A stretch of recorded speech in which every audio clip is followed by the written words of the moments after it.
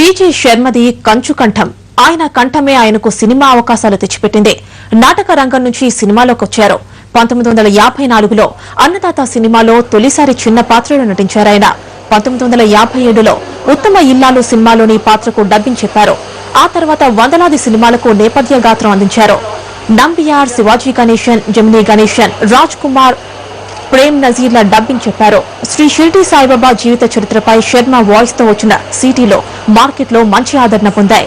1966లో నటి కృష్ణజ్యోతిని ఆయన వివాహం చేసుకున్నారు. ఆయనకు 3 కుమారులు, 2 కుమార్తెలు ఉన్నారు. తండ్రికున్న కంచు కంఠమే 3 కుమారులకు వచ్చి ఆయన వారసత్వం కొనసాగింది.